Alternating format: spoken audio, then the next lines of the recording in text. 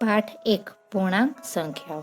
અત્યાર સુધી તમે સંખ્યાઓ શબ્દ સાથે પરિચિત જ હશો. 1 થી 6 ધોરણમાં તમે અલગ અલગ જાતની ઘણી બધી સંખ્યાઓનો પરિચય મેળવ્યો, જેમ કે સ્ટાર્ટિંગમાં 1, 2, 3, 4, 5 અથવા તો એકી સંખ્યા, બેકી સંખ્યા, અવિભાજ્ય સંખ્યા, વિભાજ્ય સંખ્યા, પૂર્ણાંક સંખ્યા, અપૂર્ણાંક સંખ્યાની માહિતી મેળવેલી છે. તો હવે આપણે વધારે ધોરણ 7માં પૂર્ણાંક સંખ્યાઓ શું છે તેની વિસ્તારથી માહિતી મેળવવાની છે. તો ચેપ્ટર સ્ટાર્ટ કરતા પહેલા, કોઈ પણ સાથે સ્ટાર્ટ પહેલા કરતા તમારે થોડુંક યાદ રાખો, સમજવાનું રહેશે, અને જે યાદ રાખવા હું સમજાવું તે તમારે CW બુકમાં લખવાનું રહેશે.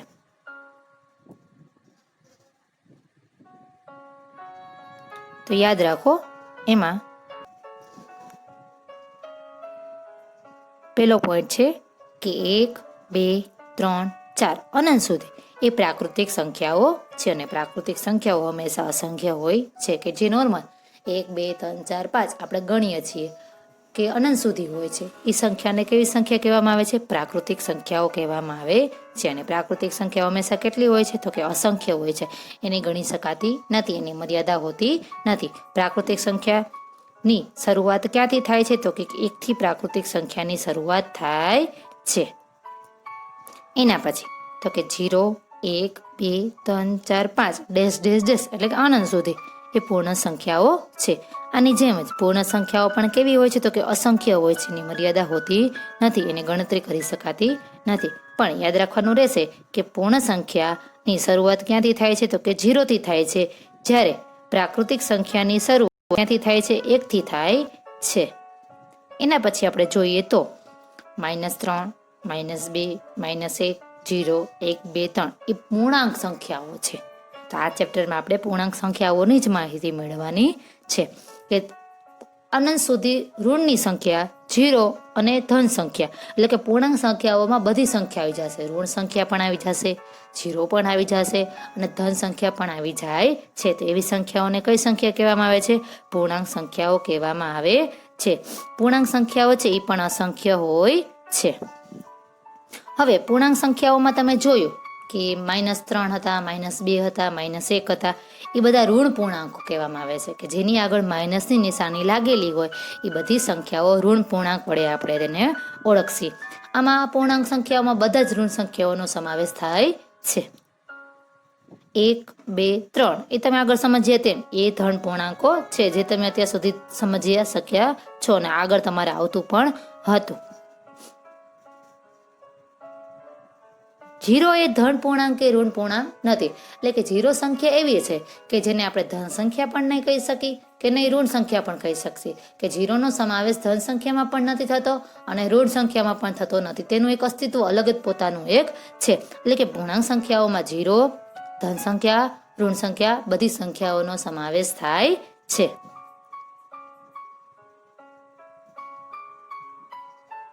એના પછી આપણે જોઈએ તો કે પૂર્ણાંક સંખ્યાઓ પણ પૂર્ણ સંખ્યાની જેમ જ પ્રાકૃતિક સંખ્યાની જેમ જ અસંખ્ય છે.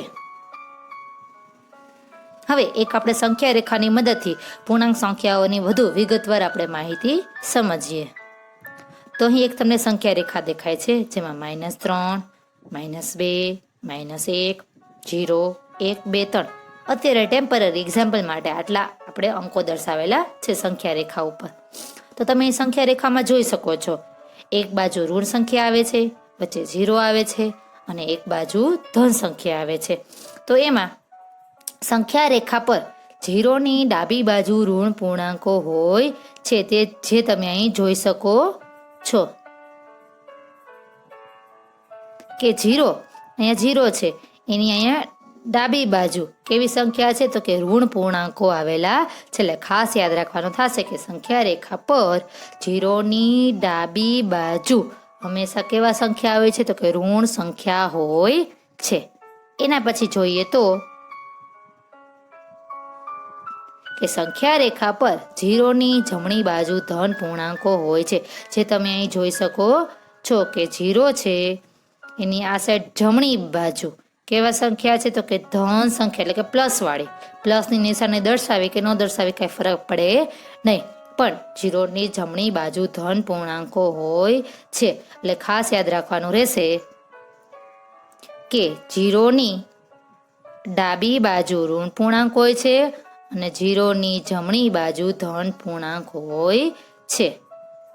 એના પછી આપણે જોવા જઈએ તો સંખ્યા રેખા પર આપણે જેમ જેમ જમણી બાજુએ જઈએ તેમ તેમ સંખ્યાઓ મોટી થતી જાય છે. કેવી રીતે?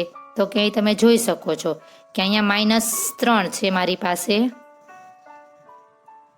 પછી અહીંયા -2 છે, -1 છે, 0 છે, 1 છે, 2 છે અને 3 છે. તો હું કઈ બાજુ ગઈ? તો કે જમણી બાજુ, ડાબેથી જમણી બાજુ. તો જેમ જેમ આપણે ડાબેથી જમણી બાજુ જઈએ તેમ તેમ સંખ્યામાં વધારો થતો જાય છે, સંખ્યા મોટી બનતી જાય છે. જેમ કે તમે જોયું -3 કરતાં -2 મોટા હોય છે, -2 કરતાં -1 મોટા હોય છે, -1 કરતાં 0 મોટો હોય છે, 0 કરતાં 1 મોટો હોય છે, 1 કરતાં 2 અને 2 કરતાં 3.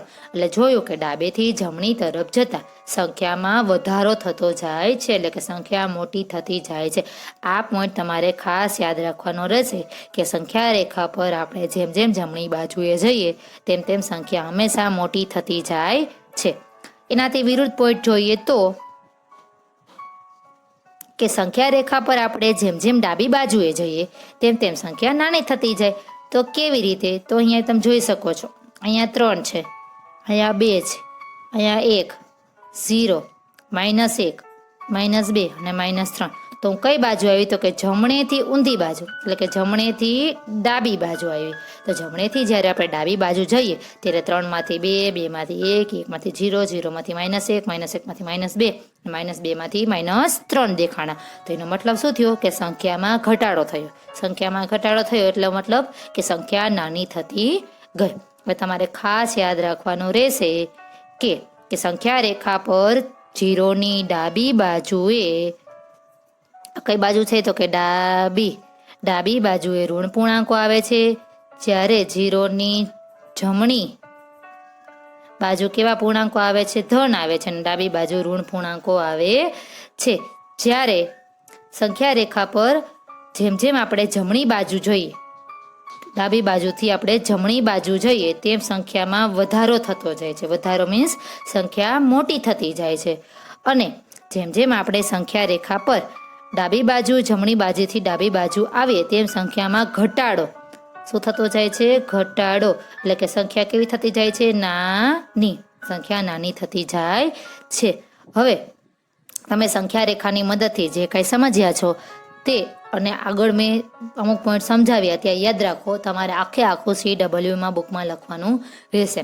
આની હું તમને PDF મોકલી આપીશ. તમારે બધા પોઈન્ટ વ્યવસ્થિત સંખ્યા રેખા દોરી અને નીચેના પોઈન્ટ બધા વ્યવસ્થિત બ્લેક અને બ્લુ પેનનો ઉપયોગ કરી વચ્ચે પોઈન્ટ વચ્ચે 2 લાઈન છોડી વ્યવસ્થિત CWની બુકમાં ચેપ્ટરનું હેડિંગ આપી, યાદ રાખવાનું હેડિંગ આપી બધા પોઈન્ટ તમારે લખી નાખવાના રહેશે. અને જેવા તમે બધા પોઈન્ટ લખી નાખો એવો મને ફોટો મોકલવાનો રહેશે. પછીના લેક્ચરમાં આપણે યાદ રાખવાની મદદથી સ્વાધ્યાય 1.1 છે એની શરૂઆત કરીશું.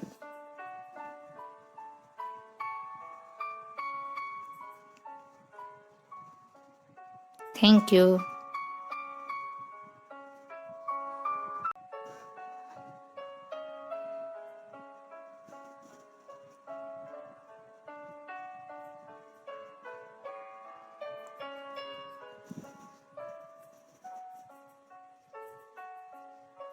પાઠ 1 પૂર્ણાંક સંખ્યાઓ.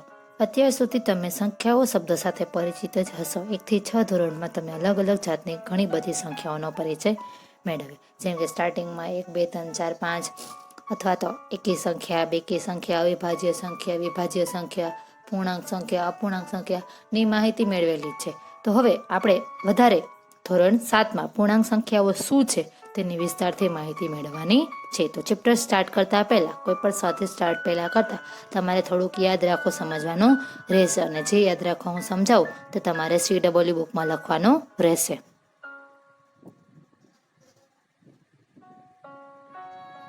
તો યાદ રાખો, એમાં પેલો પોઈન્ટ છે કે 1, 2, 3, 4 અનંત સુધી એ પ્રાકૃતિક સંખ્યાઓ છે. અને પ્રાકૃતિક સંખ્યાઓ હંમેશા અસંખ્ય હોય છે કે જે નોર્મલ 1, 2, 3, 4, 5 આપણે ગણીએ છીએ. કે અનંત સુધી હોય છે એ સંખ્યાને કેવી સંખ્યા કહેવામાં આવે છે? પ્રાકૃતિક સંખ્યાઓ કહેવામાં આવે છે. અને પ્રાકૃતિક સંખ્યાઓ હંમેશા કેટલી હોય છે? તો કે અસંખ્ય હોય છે. એની ગણી શકાતી નથી, એની મર્યાદા હોતી નથી. પ્રાકૃતિક સંખ્યાની શરૂઆત ક્યાંથી થાય છે? તો કે એકથી પ્રાકૃતિક સંખ્યાની શરૂઆત થાય છે. એના પછી તો કે 0, 1, 2, 3, 4, 5 ડેશ ડેશ ડેશ એટલે કે અનંત સુધી એ પૂર્ણ સંખ્યાઓ છે. આની જેમ જ પૂર્ણ સંખ્યાઓ પણ કેવી હોય છે? તો કે અસંખ્ય હોય છે. એની મર્યાદા હોતી નથી, એની ગણતરી કરી શકાતી નથી. પણ યાદ રાખવાનું રહેશે કે પૂર્ણ સંખ્યાની શરૂઆત ક્યાંથી થાય છે? તો કે 0થી થાય છે. જ્યારે પ્રાકૃતિક સંખ્યાની શરૂઆત ક્યાંથી થાય છે? 1થી થાય છે. એના પછી આપણે જોઈએ તો -3, -2, -1, 0, 1, 2, 3 એ પૂર્ણાંક સંખ્યાઓ છે. તો આ ચેપ્ટરમાં આપણે પૂર્ણાંક સંખ્યાઓની જ માહિતી મેળવવાની છે કે અનંત સુધી ઋણની સંખ્યા, 0 અને ધન સંખ્યા એટલે કે પૂર્ણાંક સંખ્યાઓમાં બધી સંખ્યા આવી જશે. ઋણ સંખ્યા પણ આવી જશે, 0 પણ આવી જશે અને ધન સંખ્યા પણ આવી જાય છે. તો એવી સંખ્યાઓને કઈ સંખ્યા કહેવામાં આવે છે? પૂર્ણાંક સંખ્યાઓ કહેવામાં આવે છે. પૂર્ણાંક સંખ્યાઓ છે એ પણ અસંખ્ય હોય છે. હવે પૂર્ણાંક સંખ્યાઓમાં તમે જોયું કે -3 હતા, -2 હતા, -1 હતા, એ બધા ઋણ પૂર્ણાંકો કહેવામાં આવે છે કે જેની આગળ માઇનસની નિશાની લાગેલી હોય એ બધી સંખ્યાઓ ઋણ પૂર્ણાંક વડે આપણે તેને ઓળખશી. આમાં પૂર્ણાંક સંખ્યાઓમાં બધા જ ઋણ સંખ્યાઓનો સમાવેશ થાય છે. 1, 2, 3 એ તમે આગળ સમજીએ તેમ એ ધન પૂર્ણાંકો છે જે તમે અત્યાર સુધી સમજી શક્યા છો અને આગળ તમારે આવતું પણ હતું. 0 એ ધન પૂર્ણાંક કે ઋણ પૂર્ણાંક નથી. એટલે કે 0 સંખ્યા એવી છે કે જેને આપણે ધન સંખ્યા પણ નહીં કહી શકી કે નહીં ઋણ સંખ્યા પણ કહી શકશી. કે 0નો સમાવેશ ધન સંખ્યામાં પણ નથી થતો અને ઋણ સંખ્યામાં પણ થતો નથી. તેનું એક અસ્તિત્વ અલગ જ પોતાનું એક છે. એટલે કે પૂર્ણાંક સંખ્યાઓમાં 0, ધન સંખ્યા, ઋણ સંખ્યા બધી સંખ્યાઓનો સમાવેશ થાય છે.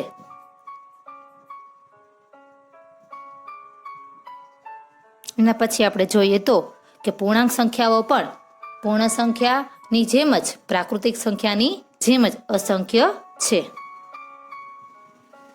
હવે એક આપણે સંખ્યા રેખાની મદદથી પૂર્ણાંક સંખ્યાઓની વધુ વિગતવાર આપણે માહિતી સમજીએ. તો અહીં એક તમને સંખ્યા રેખા દેખાય છે જેમાં -3, -2, -1, 0, 1, 2, 3 અત્યારે ટેમ્પરરી એક્ઝામ્પલ માટે આટલા આપણે અંકો દર્શાવેલા છે સંખ્યા રેખા ઉપર. તો તમે એ સંખ્યા રેખામાં જોઈ શકો છો એક બાજુ ઋણ સંખ્યા આવે છે, વચ્ચે 0 આવે છે અને એક બાજુ ધન સંખ્યા આવે છે. તો એમાં સંખ્યા રેખા પર 0ની ડાબી બાજુ ઋણ પૂર્ણાંકો હોય છે તે જે તમે અહીં જોઈ શકો છો કે 0 અહીંયા 0 છે એની અહીંયા ડાબી બાજુ કેવી સંખ્યા છે? તો કે ઋણ પૂર્ણાંકો આવેલા છે. એટલે ખાસ યાદ રાખવાનું થશે કે સંખ્યા રેખા પર 0ની ડાબી બાજુ હંમેશા કેવા સંખ્યા આવે છે? તો કે ઋણ સંખ્યા હોય છે. એના પછી જોઈએ તો કે સંખ્યા રેખા પર 0ની જમણી બાજુ ધન પૂર્ણાંકો હોય છે. જે તમે અહીં જોઈ શકો છો કે 0 છે એની આ સાઈડ જમણી બાજુ કેવા સંખ્યા છે? તો કે ધન સંખ્યા એટલે કે પ્લસ વાળી. પ્લસની નિશાની દર્શાવી કે ન દર્શાવી કઈ ફરક પડે નહીં, પણ 0ની જમણી બાજુ ધન પૂર્ણાંકો હોય છે. એટલે ખાસ યાદ રાખવાનું રહેશે કે 0ની ડાબી બાજુ ઋણ પૂર્ણાંક હોય છે અને 0ની જમણી બાજુ ધન પૂર્ણાંક હોય છે. એના પછી આપણે જોવા જઈએ તો સંખ્યા રેખા પર આપણે જેમ જેમ જમણી બાજુએ જઈએ તેમ તેમ સંખ્યાઓ મોટી થતી જાય છે. કેવી રીતે? તો કે અહીં તમે જોઈ શકો છો કે અહીંયા -3 છે મારી પાસે, પછી અહીંયા -2 છે, -1 છે, 0 છે, 1 છે, 2 છે અને 3 છે. તો હું કઈ બાજુ ગઈ? તો કે જમણી બાજુ, ડાબેથી જમણી બાજુ. તો જેમ જેમ આપણે ડાબેથી જમણી બાજુ જઈએ તેમ તેમ સંખ્યામાં વધારો થતો જાય છે, સંખ્યા મોટી બનતી જાય છે. જેમ કે તમે જોયું -3 કરતાં -2 મોટા હોય છે, -2 કરતાં -1 મોટા હોય છે, -1 કરતાં 0 મોટો હોય છે, 0 કરતાં 1 મોટો હોય છે, 1 કરતાં 2 અને 2 કરતાં 3. એટલે જોયું કે ડાબેથી જમણી તરફ જતા સંખ્યામાં વધારો થતો જાય છે, એટલે કે સંખ્યા મોટી થતી જાય છે. આ પોઈન્ટ તમારે ખાસ યાદ રાખવાનો રહેશે કે સંખ્યા રેખા પર આપણે જેમ જેમ જમણી બાજુએ જઈએ તેમ તેમ સંખ્યા હંમેશા મોટી થતી જાય છે. એનાથી વિરુદ્ધ પોઈન્ટ જોઈએ તો કે સંખ્યા રેખા પર આપણે જેમ જેમ ડાબી બાજુએ જઈએ તેમ તેમ સંખ્યા નાની થતી જાય. તો કેવી રીતે? તો અહીંયા તમે જોઈ શકો છો, અહીંયા 3 છે, અહીંયા 2 છે, અહીંયા 1, 0, -1, -2 અને -3. તો હું કઈ બાજુ આવી? તો કે જમણેથી ઊંધી બાજુ, એટલે કે જમણેથી ડાબી બાજુ આવી. તો જમણેથી જ્યારે આપણે ડાબી બાજુ જઈએ ત્યારે 3માંથી 2, 2માંથી 1, 1માંથી 0, 0માંથી -1, -1માંથી -2, -2માંથી -3 દેખાણા. તો એનો મતલબ શું થયો? કે સંખ્યામાં ઘટાડો થયો. સંખ્યામાં ઘટાડો થયો એટલે મતલબ કે સંખ્યા નાની થતી ગઈ. હવે તમારે ખાસ યાદ રાખવાનું રહેશે કે સંખ્યા રેખા પર 0ની ડાબી બાજુએ કઈ બાજુ છે? તો કે ડાબી બાજુએ ઋણ પૂર્ણાંકો આવે છે, જ્યારે 0ની જમણી બાજુ કેવા પૂર્ણાંકો આવે છે? ધન આવે છે, અને ડાબી બાજુ ઋણ પૂર્ણાંકો આવે છે. જ્યારે સંખ્યા રેખા પર જેમ જેમ આપણે જમણી બાજુ જોઈએ, ડાબી બાજુથી આપણે જમણી બાજુ જઈએ તેમ સંખ્યામાં વધારો થતો જાય છે. વધારો મીન્સ સંખ્યા મોટી થતી જાય છે. અને જેમ જેમ આપણે સંખ્યા રેખા પર ડાબી બાજુ જમણી બાજુથી ડાબી બાજુ આવીએ તેમ સંખ્યામાં ઘટાડો શું થતો જાય છે? ઘટાડો. એટલે કે સંખ્યા કેવી થતી જાય છે? નાની. સંખ્યા નાની થતી જાય છે. હવે તમે સંખ્યા રેખાની મદદથી જે કંઈ સમજ્યા છો તે અને આગળ મેં અમુક પોઈન્ટ સમજાવ્યા ત્યાં યાદ રાખો. તમારે આખું CWમાં બુકમાં લખવાનું રહેશે. આની હું તમને PDF મોકલી આપીશ. તમારે બધા પોઈન્ટ વ્યવસ્થિત સંખ્યા રેખા દોરી અને નીચેના પોઈન્ટ બધા વ્યવસ્થિત બ્લેક અને બ્લુ પેનનો ઉપયોગ કરી વચ્ચે પોઈન્ટ વચ્ચે 2 લાઈન છોડી વ્યવસ્થિત CWની બુકમાં ચેપ્ટરનું હેડિંગ આપી, યાદ રાખવાનું હેડિંગ આપી બધા પોઈન્ટ તમારે લખી નાખવાના રહેશે. અને જેવા તમે બધા પોઈન્ટ લખી નાખો એવો મને ફોટો મોકલવાનો રહેશે. પછીના લેક્ચરમાં આપણે યાદ રાખવાની મદદથી સ્વાધ્યાય 1.1 છે એની શરૂઆત કરીશું.